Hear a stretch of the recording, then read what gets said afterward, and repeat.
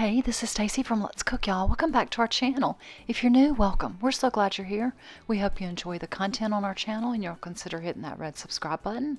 We are back with a brand new week of What's for Dinner. We've got some easy and delicious old favorites, as well as several new recipes that we've tried and a fun new snack at the end. Thanks so much for stopping by. We hope you enjoy this week's video. For the first meal this week, we're going to make a corn salad. I'm showing you guys that this is a can of Fiesta style corn. It's got green and red bell peppers, and in case you're new here, I'm super picky. I don't like bell peppers, so I'd spend a lot of time and pick most of them out. What's a girl to do? And in our last Around the House video, I showed I had purchased these reusable silicone produce type bags. Several people had asked if I liked them. I do. I'm using them for hard things like onions and radishes, but so far they're working really well and I'm really enjoying them.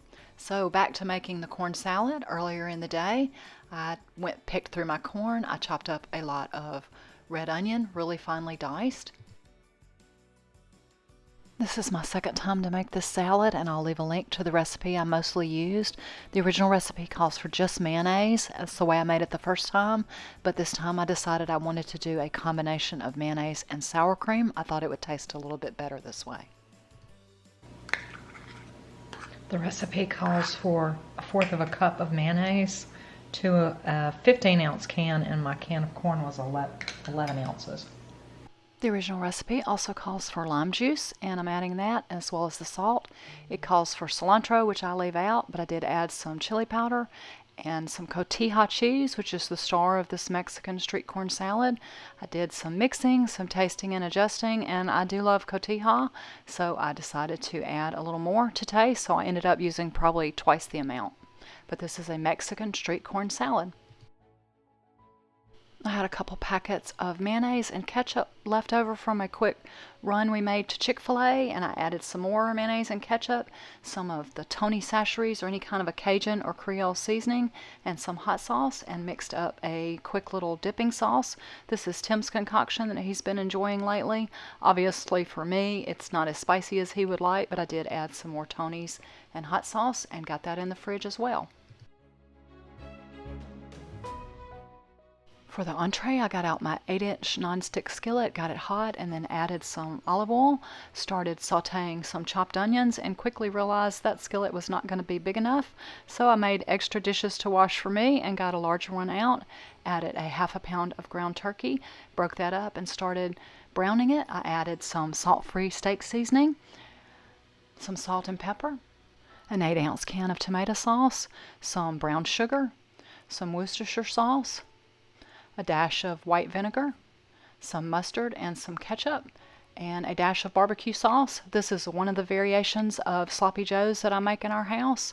Sometimes I leave out the vinegar and barbecue, and sometimes I add cheese. I make it 2 or 3 different ways. Tim likes it any which way I make it. So this one is always a winner here, one of Tim's favorite meals. I've made with a 1/2 pound of meat, a small batch of sloppy joes, did some waffle fries in the air fryer. Tried to make Tim's concoction for fry sauce. He will probably add more Tony's and hot sauce to his. And we're trying the new recipe for the Mexican street corn salad. We'll fix our plates, show you a quick picture. That's what's for dinner tonight.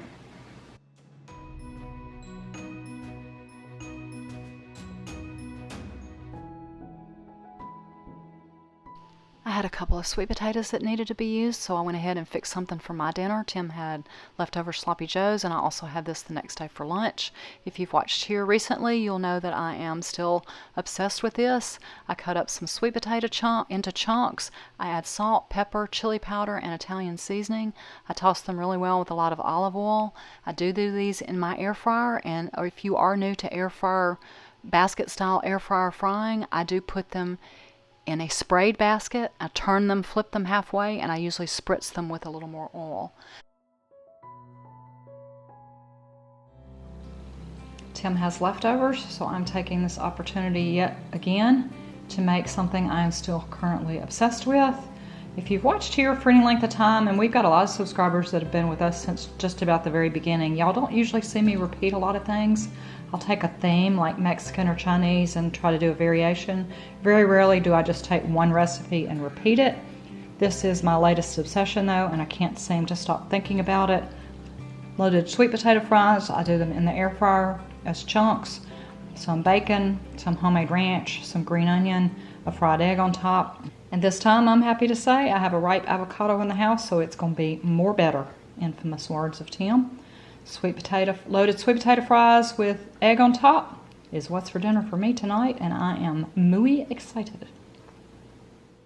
For tonight's meal, I wanted to try something new. I also wanted to use things in my pantry, so I pulled a couple things out, Googled for some recipes of things to try, and even though I've had trouble in the past with browned butter and also making caramel sauce, I decided to try a new recipe, and I'll leave a link for it, for a browned butter noodle.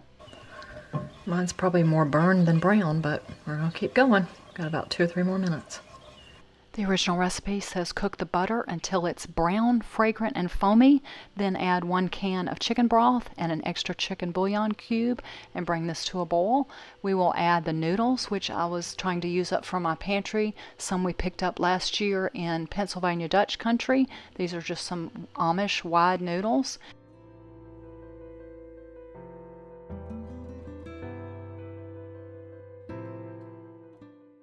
The recipe that I'm using, which is from allrecipes.com, says to bring the noodles to a second boil. Cover them, turn off the heat, and leave them on the same burner for 30 minutes, stirring about every 10 to 15 minutes. I don't buy fresh Brussels sprouts very often, but I had them, so I rinsed them really well, dried them really well. Took a lot of time cutting off the end and then cutting them in half. I decided I wanted to try them in my air fryer, so I did what I usually do, which is add some olive oil, salt, and pepper.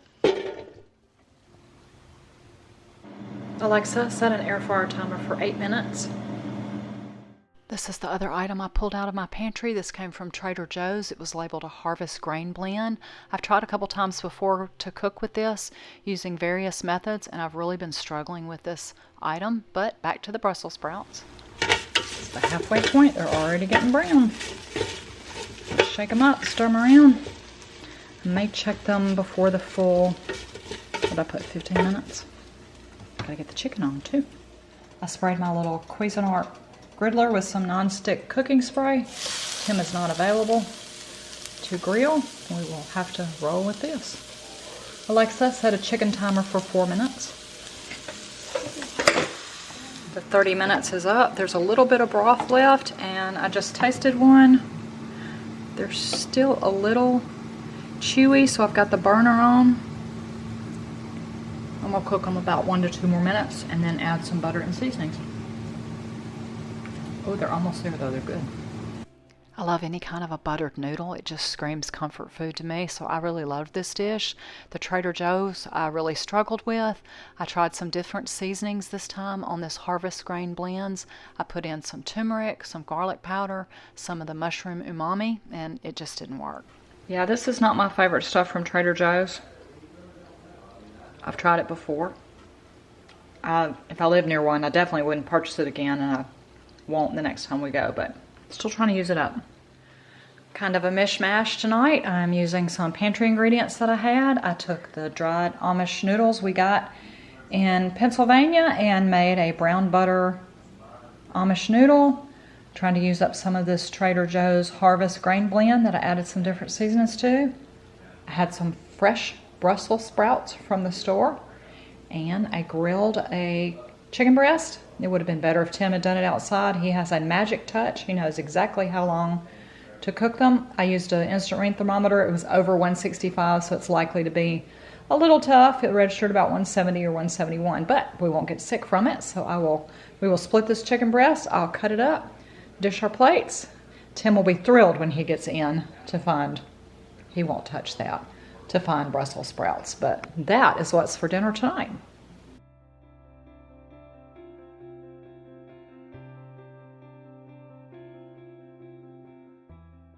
I used my sweet potatoes earlier in the week, but I'd left my russets, and that one's a half because it had a bad spot on the other end that I cut off. So I cut these into wedges. Whenever I do russet potatoes in the air fryer or even oven bake, I like to put them in a water bath to help get some of the starch out, I think is what it's for. So I soak these anywhere from 30 minutes to 2 hours, just depending on how much time I have. To go with the potatoes, I'm also going to do some fried shrimp, and so I wanted to make some tartar sauce. I come from a long line of mayonnaise-loving individuals, so I always have plenty of mayo in the house.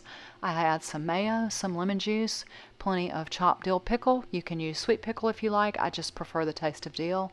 I also beef it up with a whole lot of dried dill and some salt and pepper.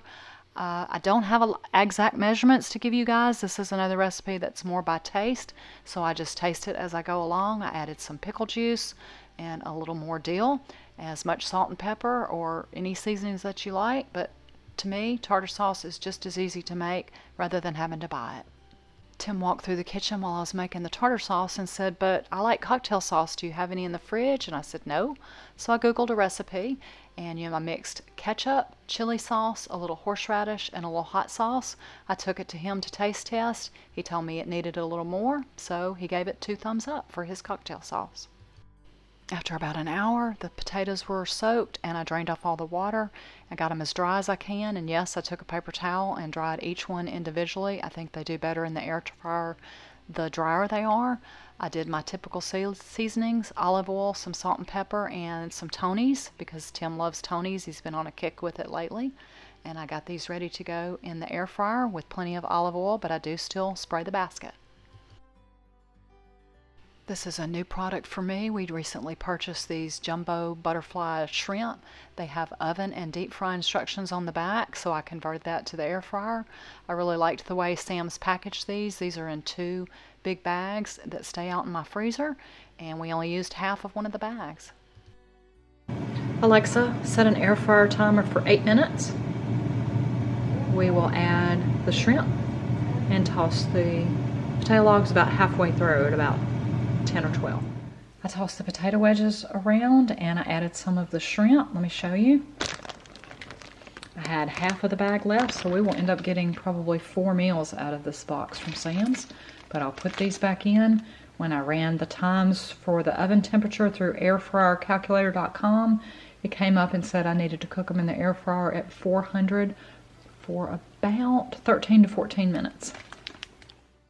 We're up and down with our temperatures here way down south, but we have had some days that really feel like fall, so I'm starting to switch up my salads to more of a fall harvest salad. This is one of my favorites. I cut up some red gala or Honeycrisp apples, some cheddar chunks, and I add some walnuts. Hoo-hoo, doggy, I'm so excited. I haven't been this excited about a meal in a while. This is more my thing. I adore fried shrimp, so I'm very excited. We've got fried shrimp and the potato logs that were cooked together in the air fryer. We're going to take some hamburger buns and make fried shrimp po' boys or sandwiches. They're not po' boy shaped, but I'm okay with that. We are also into fall, and I'm now returning to one of my favorite salads, which I call a fall harvest salad.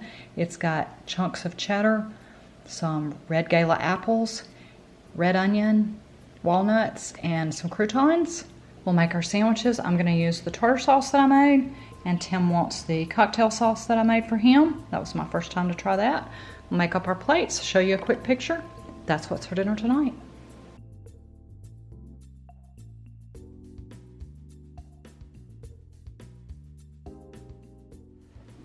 We have made 2 stops at our favorite places. They're right next to each other or within, I don't know, quarter mile. Chinese for me, little local joints, and Tim's place that we got in barbecue back on Labor Day. This time he's been very excited. He's been asking for it. We got him pulled pork. He's going to make a couple sandwiches out of that. Oh, yeah. With his baked beans and potato salad. I ordered some chicken, steamed chicken with broccoli and an egg roll and some rice. And then for another meal for us to share. So another dinner will be shrimp lo mein, egg drop soup, and the wontons, and I have some stuff in the freezer to put with that. We'll show you that quick meal. But hey, that's my food. Barbecue for Tim, Chinese for me. That's what's for dinner tonight. Mm-mm. It's good, isn't it? That's good.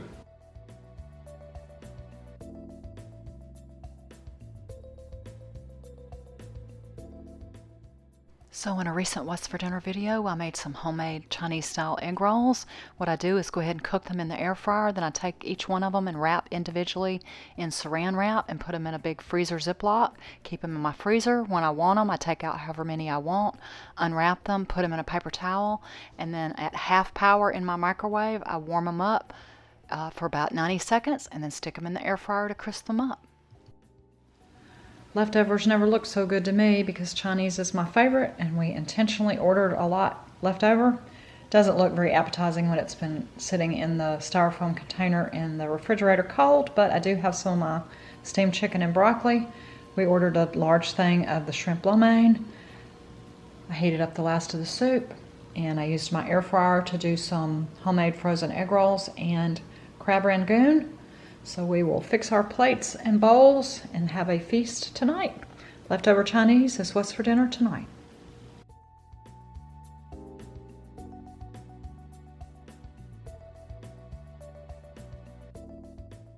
Not something we had for dinner, but a little bonus I threw in. This is a recipe I had seen online. I mixed together 8 ounces of softened cream cheese, a teaspoon of vanilla, and a half a cup of sugar, and got that going at the mixer.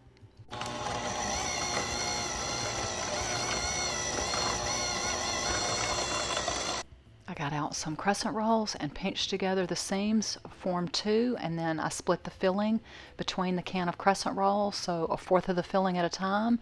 And I'll show you my trial and error. I was trying to figure out how to fold them on the ends. The first one was a little harder. The second, third, and fourth one went a lot better. You make a triangle on each end and then fold the long side up, and I went ahead and kind of crimped them. These are the little disposable pans that I'd found I've been using in my air fryer, and yes, I'm going to do these in the air fryer, but they're easily done in the oven. This is just a simple cheese Danish using crescent rolls, cream cheese, vanilla, and sugar. These came out really well. Like I said, the second and third ones went a lot quicker. Fold a triangle at each end and then pull them up. The original recipe said to cook them in the air fryer 320 for 4 minutes. That didn't work for me. I ended up going a little bit longer. As expected, 320 for 4 minutes is not nearly enough. I do cook a can of crescent rolls at 350 for 6. I think I will put this first batch back at 350 for another 2 or 3. Probably need to rotate the pan, but we're gonna go with this and see what it does. Batch 1 at a time. That looks better. Air fryer cheese Danish. The other 2 I just put in the same pan. I just sprayed it with some more nonstick spray. I think these I'm going to try at 350 for 6. Tim didn't want to be on camera, and I'm not going to turn the camera around, but he just tasted the first one, and he's either really hungry or he liked them. He gave them an 8 out of 10.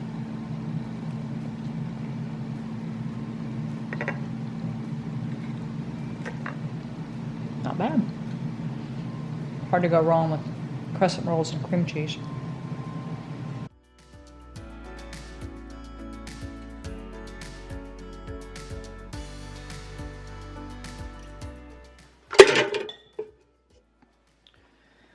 I really don't like this Joby.